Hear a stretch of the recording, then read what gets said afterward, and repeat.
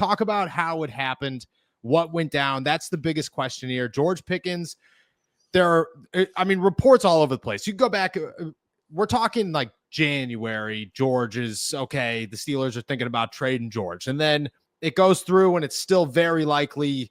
I remember having conversations with you in Indianapolis about how it's still much more likely that George gets traded than it is that he stays in Pittsburgh. Mm-hmm. You go through the process.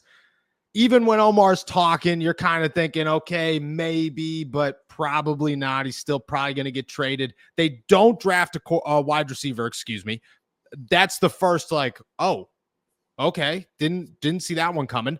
Jeremy Fowler comes out with the reports that George was thinking about a trade request, and then he wanted to stay, and things seem to be fine and dandy. The Dallas Cowboys and those conversations end, and then they heat it back up. Take us through. How did we get here? If George never requested a trade, if that never happened, how did the Steelers at 3 a.m. decide, yep, we're going to ship George to Dallas a week after the NFL draft? Yeah, it's crazy, man. I mean, back when they traded for DK Metcalf, I mean, everyone had been talking about how it was to pair with George, right? Not to replace him. Well, fairly clearly, they made that trade to replace him. DK Metcalf is here with $33 million a year because of George Pickens. Yeah. Their lack of trust in him. I think that's the first part, is they got the leverage they needed to start moving George Pickens. I think that was the big thing. I also think, the talks before the draft and during the draft were plentiful.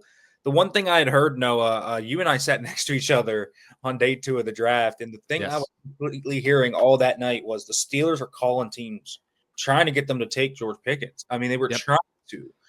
No one was biting on this, including the Cowboys. The Cowboys didn't want to do this. The Cowboys working on other trades, and when those fell through, now this last week, they finally caved in, gave the Steelers their day 2 pick.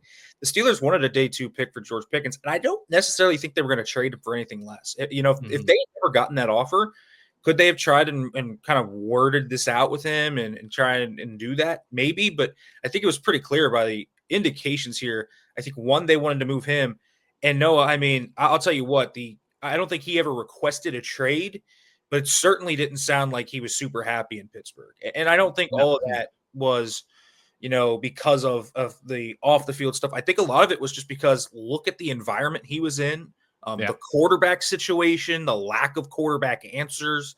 I think there's a lot that kind of, George Pickens is pretty football smart. There's one thing I'm very certain about is he's a pretty smart football character in terms of what he can kind of decode on the field. He knows coverages. He knows what's going to work. And he could tell you right there, hey, listen, remember when he said nah at the Ravens game? I mean, he said that. And so I don't think he loved being in Pittsburgh. And so this trade to me just felt like one that was a mutual parting of ways. And so the Steelers got what they were asking. They were trying to move him far before this. They got their replacement for him already.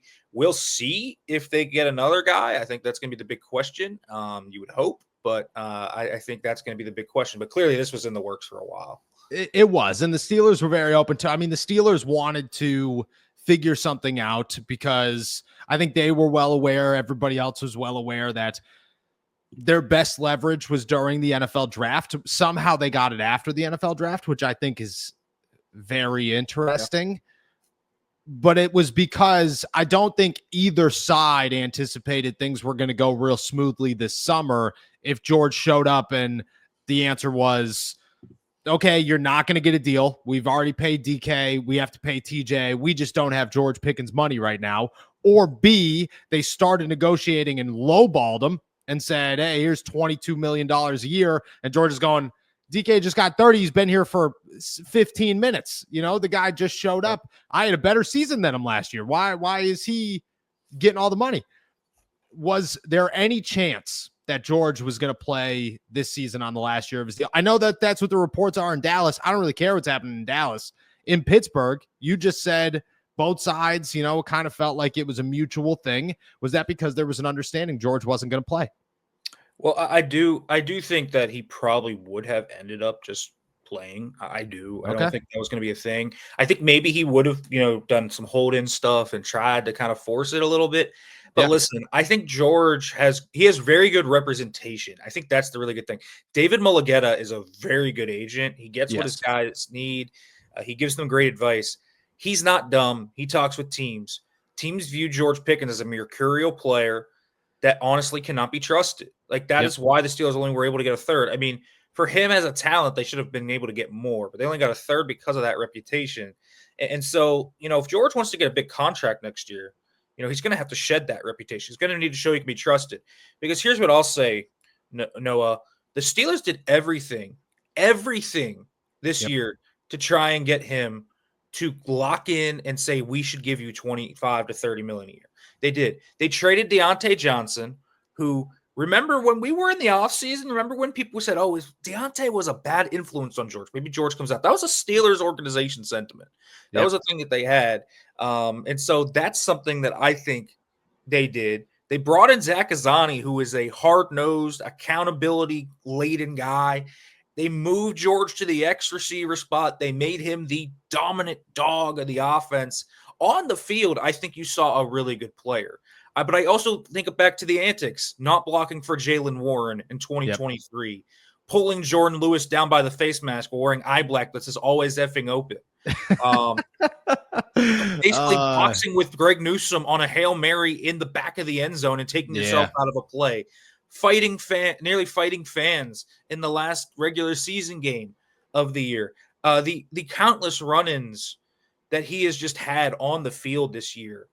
It was just concerning. The two unsportsmanlike conduct penalties in Cincinnati that literally caused his head coach to say he had to grow up.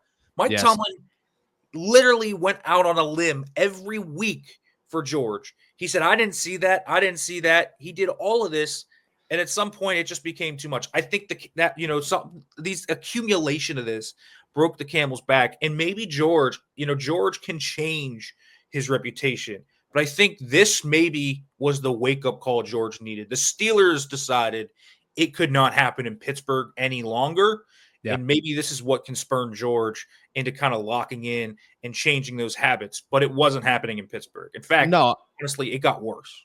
It did. It did. And that's everybody still, I could picture Tomlin just clear as day right now, stuck on his words because Tim Benz asked about George showing up late to the Christmas game. And Tomlin go, I don't remember that. You do. If a guy shows up late to a game on Christmas, any game at all, but let alone one against the Kansas City Chiefs that was in the midst of a losing streak where you needed George back on the field. I hear that. The big question there, though, and I want to talk about Aaron. I want to talk about who's coming. Those are the big questions. But, this is interesting because